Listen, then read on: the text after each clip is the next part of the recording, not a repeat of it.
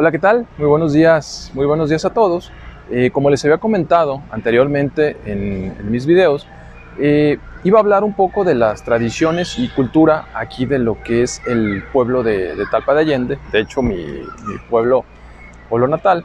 Entonces, el día de hoy quiero compartirles una historia que se llama La historia del Pocito. Entonces, ustedes se preguntarán, pues, de qué se trata? Bueno, me di la tarea de investigar precisamente qué era el Pocito y me encontré con que era el lugar donde la Virgen del Rosario de Talpa surgió el milagro de la renovación. Entonces, lo que le voy a contar el día de hoy tiene que ver con cómo llegó la Virgen de Talpa precisamente aquí y dónde fue el lugar y quién lo descubrió precisamente esa reliquia que es considerada como una reliquia aquí en mi pueblo de Talpa de Allende. Acompáñame a ver esta historia y pues espero que les guste, ¿sale? Investigando un poquito en cómo inició este milagro, me encontré que un 18 de septiembre de 1644 se encontraba un párroco que era de Huachinango. Recordar que anteriormente pues no existía un sacerdote propio del pueblo. Entonces este sacerdote se encargaba de dar misas o atender a sus feligreses en los pueblos cercanos aquí también a Talpa. Se da cuenta que en el templo, que era una pequeña choza, eran troncos, las paredes eran de troncos enjarradas de adobe y el techo era de zacate. Entonces era muy humilde esa capilla. Se da cuenta que entre de las imágenes que estaban ahí se encontraba una pequeña virgen que ya se encontraba deteriorada. Entonces esta virgen fue traída por el padre San Martín, en el año de 1585. Y esto nos remonta a la fecha del 18 de septiembre de 1644, cuando precisamente el párroco de Huachinango, que es el que estábamos hablando anteriormente, se da cuenta del deterioro de esta imagen. Como se dice que estaba hecha de lo que es caña ligera, entonces con el paso de los años se fue deteriorando. Entonces eso, aunada a los, digamos, insectos, pues para él era como una parte no tan grata ver una imagen en ese estado. Entonces le da la indicación a un cantor que, digamos, era el encargado cuando el párroco no estaba, ¿sí? De, pues, darle la indicación de que esa imagen tendría que ser sepultada. Entonces le dijo que tenía que cavar un pequeño hoyo para poder ahí enterrar lo que es la imagen junto con, envuelta, perdón, con algunas de sus vestimentas, ¿no? Entonces ahí inicia lo que es esta parte de lo que conocemos como el milagro de la renovación de Nuestra Señora del Rosario de Talpa. El cantor llevaba por nombre Francisco Miguel y su hija de nombre María Tenanchi. Entonces, estos eran los encargados de darle, como digamos, atender a los feligreses cuando el párroco no estaba, y también eran encargados de limpiar lo que es la pequeña capilla, lo que hoy se conoce como un sacristán, ¿verdad? Al día siguiente, estamos hablando del 19 de septiembre de 1644, el párroco muy temprano pues va hacia su siguiente destino, que en este caso es lo que hoy conocemos como Mascota, Jalisco, y pues ese mismo día Miguel, que es en este caso el sacristán, le da la indicación a su hija María Tenanchi para que vaya a hacer cumplir las peticiones de este párroco.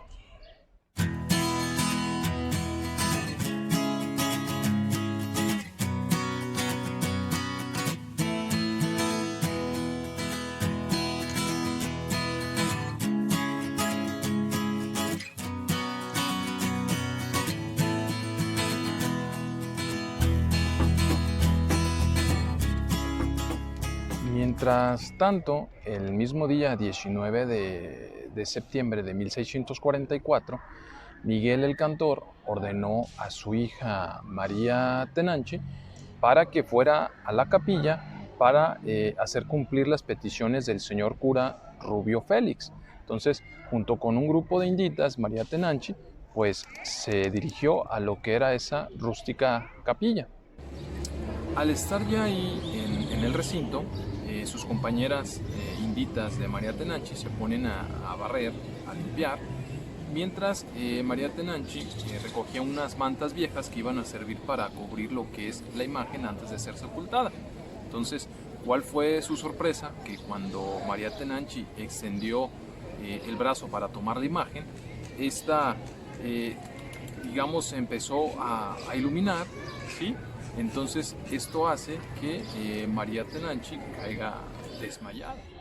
Sus compañeras, al verla en el piso, rápidamente se dirigen con ella para preguntarle qué había pasado, a lo que María Tenanchi respondió: ¿no ven esa imagen de la Virgen que echando fuego y rayos de luz me puso así? Al darse cuenta de tal imagen, tal milagro, las inditas primeramente pues dan aviso a lo que son a su familia, posteriormente a las autoridades del pueblo, y se decide hacer una comisión para informarle al padre. Recordar que el señor cura pues se encontraba en Mascota en ese tiempo, y pues obviamente hablando de las fechas pues no había forma de comunicarse como lo hacemos actualmente, ¿verdad? Entonces, del 19 de septiembre, que fue cuando se renovó lo que es la Virgen, se colocaron dos cirios, ¿sí? Y se encendieron, que después, prácticamente hasta la fecha, el día 22 de septiembre, que fue cuando regresó el señor cura, estos dos cirios se encontraban prácticamente intactos, no se habían consumido. Eso fue otro de los milagros que sucedieron junto con la renovación de la Virgen. Entonces, del 19 al día 22, pues prácticamente estos cirios quedaron intactos. El día 22 de septiembre de 1644 fue cuando llegó el señor cura Rubio Félix y junto con otra, digamos, con un notario y personas importantes de esa época para dar fe de este milagro, ¿sí? Entonces, lo primero que realizó fue una misa para celebrar ese preciso milagro. A raíz de que la Virgen de Talpa empieza a cobrar culto, mayor cantidad de peregrinos son los que llegaron aquí al pueblo. Entonces se fue dando conociendo, digamos, aquí en la región. Entonces, en el año de 1650, el señor obispo de Guadalajara, Juan Ruiz Colmenero, se da cuenta de que aquella pequeña capilla donde fue la renovación de la Virgen, pues ya no era capaz de albergar a tan gran cantidad de peregrinos y de personas, ¿no? Entonces, lo que decide fue hacer una capilla mucho más grande, menciona el libro de historia que es aproximadamente el doble de tamaño, para poder atender a tantas personas. En el libro aparece que se encontraba a un costado de lo que hoy es la Basílica de Nuestra Señora del Rosario de Talpa. Entonces, un año después, el 1651, para celebrar precisamente el año de la renovación, que sería, en este caso sería el 7º aniversario de la renovación, se construye lo que es el templo, que si nos basamos en el libro de historia menciona que de la basílica a un costado, que sería prácticamente acá al fondo, sería ahí es donde se encontraba lo que era el segundo templo que se hizo con el doble de tamaño. La capilla original, que actualmente es hoy donde se encuentra la parroquia del Señor San José, se conservó, digamos, intacta porque los indios cuidaban ahí este preciso recinto. Entonces, a pesar de que ya existía una nueva capillita, la original se seguía conservando.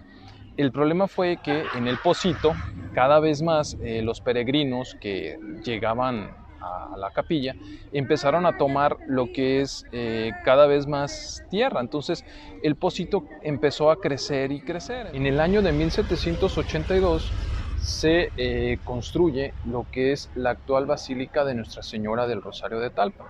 y hacia el año de 1855 se derriba lo que es la capilla original donde se renovó la Virgen del Rosario de Talpa y se construye la parroquia en la fecha de 1858. Con el paso de los años, llegamos al tiempo de la Revolución.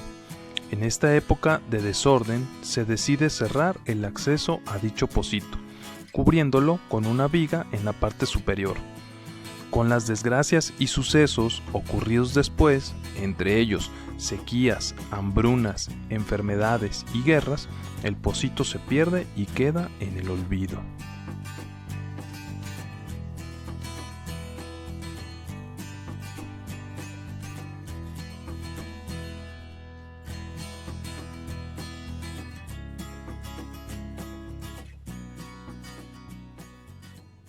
Fue hasta el año de 1970 en que el padre Antonio Corona Ramírez, vicario ecónomo de la parroquia y capellán mayor de la basílica, remodeló la sacristía de esta parroquia.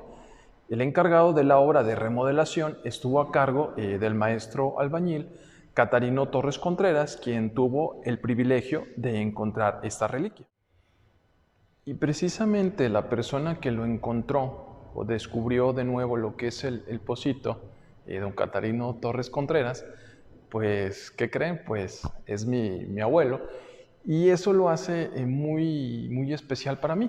De hecho, les tengo también una entrevista con la versión de los hechos de cómo sucedió ese encuentro de esta reliquia.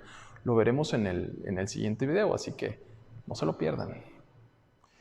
El pocito se había cerrado por una viga que se le atravesó en la parte superior a manera de protección y que con el paso de los años pues se había perdido. Entonces el señor cura Corona verificó la autenticidad de la reliquia y abrió de nuevo la puerta de la sacristía. Entonces, una vez que se hizo eso, las personas pues ya empezaron a poder visitar de nuevo este pocito. De hecho, inclusive después de que se descubrió lo que es el pocito, cada vez más eran los peregrinos que llegaban aquí, ¿verdad? El 9 de octubre de 1995, el templo sufre un grave deterioro a causa de un terremoto y se remodela una vez más construyendo un arco que lo comunica, que de hecho el arco es el que se encuentra de este lado, ¿sí? Que comunica el presbiterio con el pocito. Esta obra estuvo a cargo del padre Cecilio Estrada, que era párroco de ese tiempo. Después, en el año de 1997, el señor cura Agustín Falcón Ocampo construyó un altar, que es precisamente lo que estamos viendo en estos momentos. Se colocó un enrejado, que es este que se encuentra aquí, y se mandó a hacer una imagen de la Santísima Virgen semejante al original, conocida como Nuestra Señora del Pocito, y se designó como fiesta especial el 18 de septiembre, víspera de la celebración del milagro. Esta obra pues quedó concluida finalmente en el año 2001.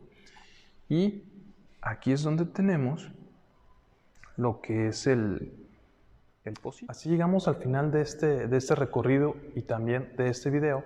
En lo personal me siento muy orgulloso que mi abuelo le haya tocado la suerte en vida, ¿sí? De encontrar lo que es este pocito. Entonces lo verán después ya en la entrevista que hice con él para que ustedes escuchen con voz propia cuál fue, en este caso, todas las situaciones que ocurrieron, ¿verdad? Nos vemos hasta la próxima.